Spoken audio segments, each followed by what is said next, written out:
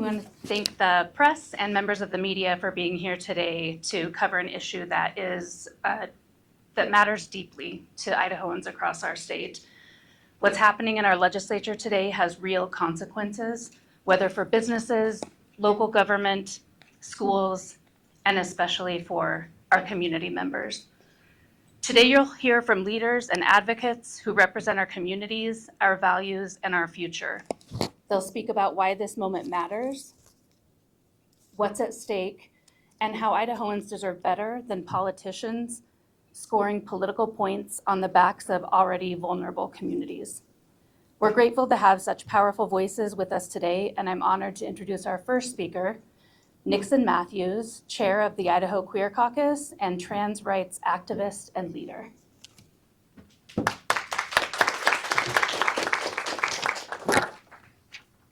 Appreciate y'all being here today. My name is Nixon Matthews. I'm the chair of the Idaho Democratic Queer Caucus.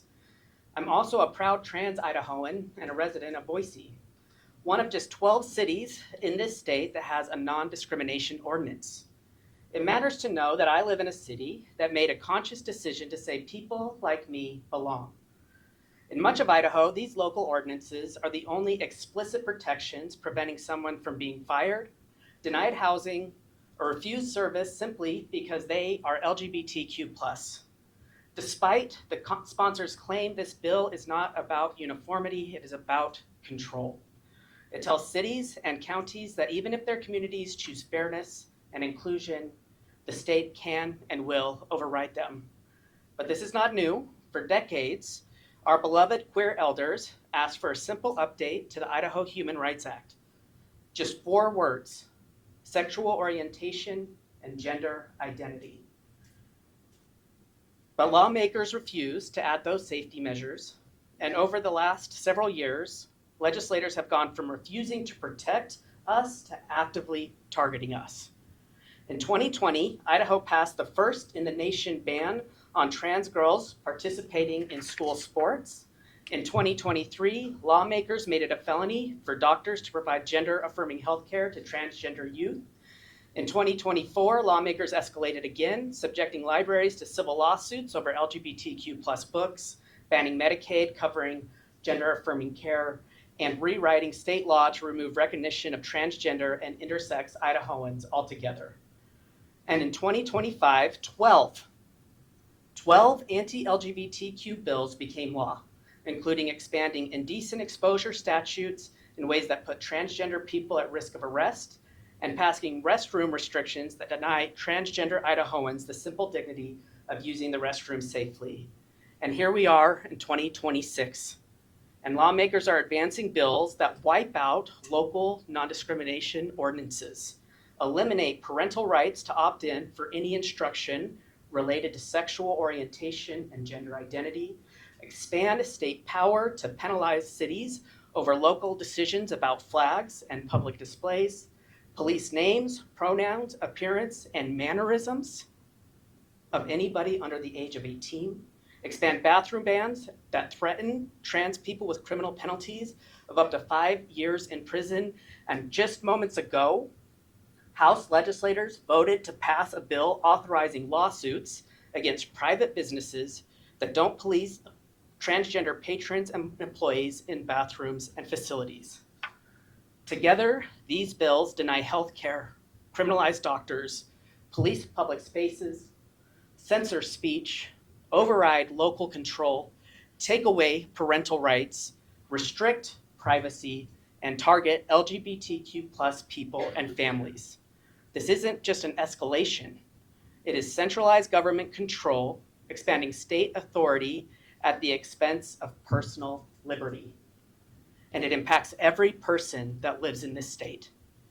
And so, to close, I just want to say to every queer and trans Idahoan, we deserve safety, we deserve joy and love, and to exist without our humanity being debated every legislative session. And from a trans adult to our trans youth, no bill or law can erase your worth. There are so many people who are behind you and support you, and you are loved. You deserve to grow up and grow old, and you deserve every good thing this world has to offer. and we will keep fighting.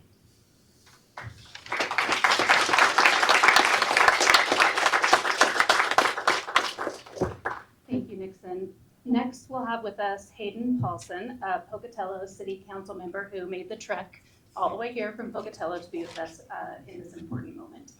Hayden. I'd like to start with a few personal testimonies from before Pocatello passed its non-discrimination ordinance. When my son first came out to me, it was my recommendation to him to keep silent, tell no one. That was my reaction. Fear, fear. Another woman, she described that her teenage son committed suicide as a result of bullying, harassment, and discrimination. Another young woman, approximately 22, was a student at ISU living near the university. The landlord arrived around 10 p.m., very agitated. He used his key to get into the apartment and did not knock. He asked if she was a lesbian and told her if she was not out of the apartment by the next night, he would throw all of her belongings out into the yard. She did not return to ISU the following semester. A young man, about 18 or 19, was not sure how his employer found out he was gay, but when he went to work one morning, the employer called him a fucking fag and demanded he get out before he kicked his ass. He never got his final paycheck. Another young woman shared that she and her female partner were being shown a one-bedroom apartment and were told that they would not be allowed the room because they were lesbian. This legislature is hypocrisy at its finest. They want to be in our bedrooms, our schools, and our doctors' offices.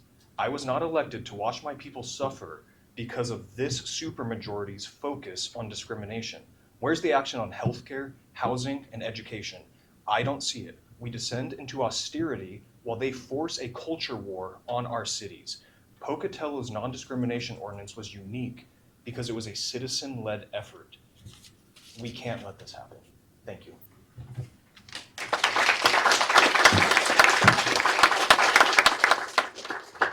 Thank you so much, Hayden. Next, we'll hear from Jenna Damron, LGBTQ+ rights strategist for the ACLU of Idaho and all-around intrepid community activist. That was quite the introduction. Thank you, Misty. As Misty said, I'm Jenna Damron. I serve as the statewide LGBTQ rights strategist for the ACLU of Idaho. For over a decade, Idaho lawmakers have refused to add the words sexual orientation and gender identity to Idaho's Human Rights Act. In the absence of statewide anti-discrimination protections, lawmakers are now seeking to repeal long-standing city and county-level protections for LGBTQ+ Idahoans in employment, housing, and public accommodation. House Bill 557 is not about uniformity, despite claims from the bill sponsor. If this was about uniformity, Idaho lawmakers would have added those 4 words to the state constitution years ago. What this is about is state-level government overreach. The state is trying to hoard its power by stripping cities and counties of their ability to implement policies that truly reflect the needs and values of their residents. The role of our government has long been seen as expanding freedoms and creating policies that foster a thriving society. That's why for years, 12 cities in Idaho have responded to community needs by establishing NDOs that promote basic fairness, foster economic growth, and enhance public safety. HB 557 goes against those very principles by retroactively erasing long-standing LGBTQ+ protections and blocking local governments from ever being able to enact and expand rights for their communities. Here's the reality. If this bill is passed, an LGBTQ+ person in Idaho could legally be discriminated against simply because of who they are. What does this mean? LGBTQ+ families would have a higher risk of being denied housing, employment, and service in businesses and restaurants. This does not represent the Idaho values that we hold dear. As Idahoans, we value our freedoms above all else, including our freedom to feel safe in our communities and our freedom to be treated fairly when buying a home, renting a home, applying for a job, or eating at a restaurant. These are the fundamental freedoms that NDOs, non-discrimination ordinances, protect, and these are the fundamental freedoms being threatened by this bill. We call on Idaho elected officials to stop this government overreach and preserve the right for all Idahoans, regardless of who they are or who they love, to live, work, and enjoy this beautiful state that we call home. Thank you.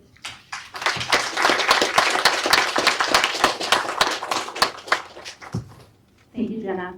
And lastly, we're so honored to hear from a longtime LGBTQ supporter, one of the original authors of Boise's NDO, our very own Mayor Lauren McClean.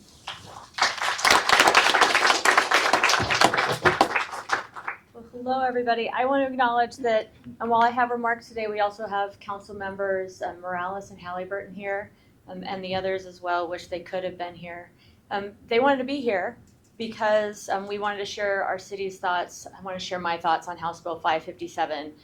If passed, this bill would roll back the protections for LGBTQ family, friends, and neighbors across the state and cities, but I'm going to talk about right here in Boise. We've always taken pride in being a safe, welcoming, and a vibrant city. Boise is a community where neighbors look out for each other, where businesses grow and innovate, and where people come to build lives, raise families, and pursue opportunity. It's the spirit of Boise's commitment to each other and to our community that makes Boise so special. Boise's current non-discrimination ordinance was adopted in 2012 after residents and business leaders asked for action. At that time, there were no statewide protections for LGBTQ Idahoans in housing, employment, or public accommodations. But there were those protections in cities, and we wanted to do the same. So our community came together and said clearly, everybody in Boise deserves to be treated fairly. And then in 2023, we strengthened that commitment with these council members as well by adding protections for source of income in housing to make sure that individuals and families using housing vouchers or child support are not treated unfairly or turned away. These policies were shaped by local voices and real community needs. Our current ordinance is balanced and respectful. It protects First Amendment rights and religious freedom, while at the same time making sure that folks aren't discriminated against. Our enforcement prioritizes education and voluntary compliance. Boise's goal, our goal, has always been fairness, clarity, and community understanding, not punishment. And the result that we've seen in Boise from adopting a local non-discrimination ordinance, Boise competes nationally for entrepreneurs, skilled workers, and growing companies. And it is the largest economic hub in our state. We've been in meetings with executives, CEOs, and presidents who share that Boise is a place that people know they can live, work, and participate in public life without fear of discrimination. Because when individuals feel safe and respected, they contribute more fully to our economy and our civic life. These protections also support public safety. When members of the LGBTQ community trust that they won't lose their housing or employment simply for reporting a crime, they're more likely to engage with law enforcement. And that trust strengthens our entire community. And we've seen that happen once protections came into place for our LGBTQ residents. Today I'm here with our City Council on behalf of the City of Boise to say clearly that the city stands in opposition to House Bill 557. It would invalidate our long-standing non-discrimination ordinance, stripping protections based on sexual orientation, gender identity, and source of income in housing. House Bill 557 will expose cities to lawsuit and financial penalties for adopting policies that reflect local values and priorities. And this exposure will come at the cost of taxpayer dollars. House Bill 557 will weaken the competitive edge that Boise's businesses and economy have in a growing landscape. And we've seen that growth since 2012, year over year, more jobs, growth, and opportunity. And House Bill 557 is yet another example of this legislature seeking to remove local control over Idaho cities and counties. Boise believes that communities are strongest when their elected officials are empowered to respond to local needs. We welcome everyone who wants to contribute to and build a life in Boise, and will continue to remain a place that is safe for everyone, welcomes everyone, and gives everyone the opportunity to thrive. Thank you.